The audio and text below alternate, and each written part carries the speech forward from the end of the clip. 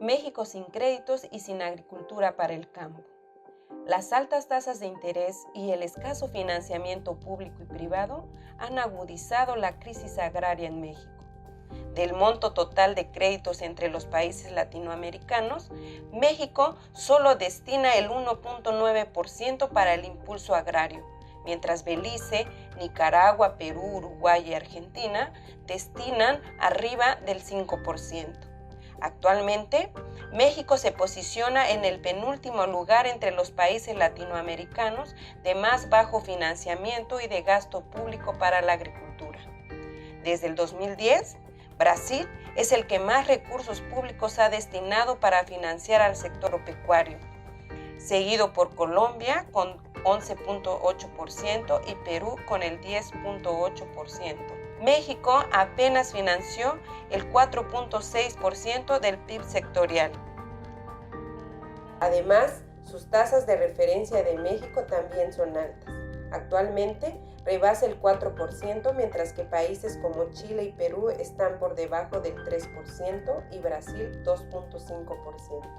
En este año, Estados Unidos también bajó su tasa hasta 0% y Canadá, por lo consiguiente, bajó hasta 0.25%. Las tasas altas de referencia no le permiten a México brindar financiamiento al sector agropecuario, porque el pequeño productor no puede ser sujeto de crédito con intereses casi impagables.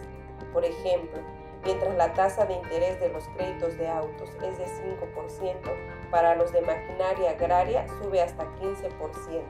México cuenta con más de 5 millones de unidades de producción agrícola y 4.9 millones de productores, de los cuales solo el 9.9% tiene acceso al crédito, lo que indica que miles de pequeños productores quedan fuera de la cartera financiera. Diversos especialistas señalan que el financiamiento público y privado ayuda a resolver la crisis del sector rural y agrícola. En los países desarrollados orientan el 1.25% del gasto público a la agricultura, mientras que en América Latina apenas alcanza el 0.31%. ¿Qué pasa en México? Históricamente en el país, los bancos, el gobierno y los grandes productores se han aprovechado de los recursos, debido a que el financiamiento público y privado se ha concentrado principalmente en 5 estados de la República: Sinaloa, Jalisco, Chihuahua, Sonora, Michoacán, Guanajuato y Tamaulipas. Los bancos buscan a los países con tasas de referencia altas para que puedan invertir los recursos de sus socios, generalmente extranjeros. Aparentemente, las tasas altas atraen inversionistas y ayudan a las economías de los países subdesarrollados. Sin embargo, es una trampa, porque solo les interesa sus propios rendimientos y no les importa el desarrollo del país, menos el crecimiento del pequeño productor.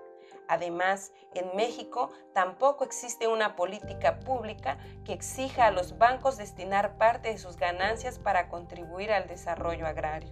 El gobierno, para distribuir los recursos financieros que otorga para el campo, utiliza intermediarios para que lleguen a las manos de los productores y estos tienen que acomodarse a las políticas del banco para obtener un crédito. En ese escenario, los recursos solo quedan en manos de grandes productores porque solo ellos pueden cubrir los altos intereses que cobran los bancos. Además, las bancas no operan en zonas rurales.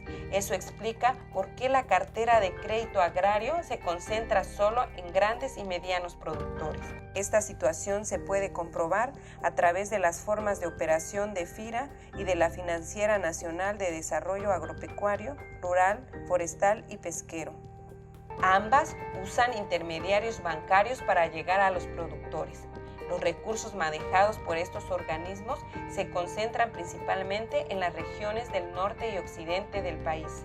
Ahí se va más del 50% del financiamiento otorgado y solo registran el 17.7% de las unidades de producción. Por ejemplo, en el 2018 el flujo financiero de FIRA fue más de 287,000 millones de pesos y el 80% fue invertido en dichas zonas.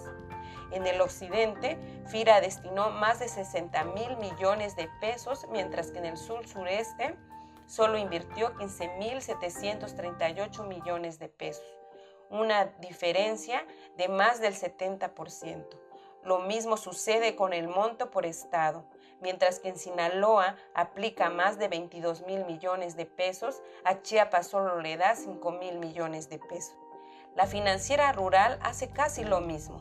En el 2018 otorgó más de 55.000 millones de pesos a 89.000 productores. El promedio de financiamiento fue más de 623 millones de pesos por productor, según la financiera, cifra que solo beneficia a grandes productores.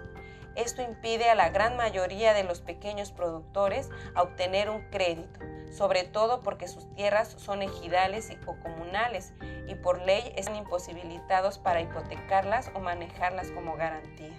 Por eso, México necesita crear un banco rural que brinde todos los servicios financieros y lleve el recurso directo al productor y evite intermediarios. Necesita vincular financiamientos públicos y privados para reactivar el sistema productivo rural, tal como lo están haciendo en otros países latinoamericanos como Perú. Necesita manejar dos tipos de crédito agrario: los de bajos ingresos con tasas de interés por debajo del 3% y otro que no pase el 6% anual para evitar carteras vencidas. Además, debe manejar créditos no solo de temporada agrícola, tal como se manejan los créditos hipotecarios. México debe apostarle al campo para sacar al pueblo de la miseria.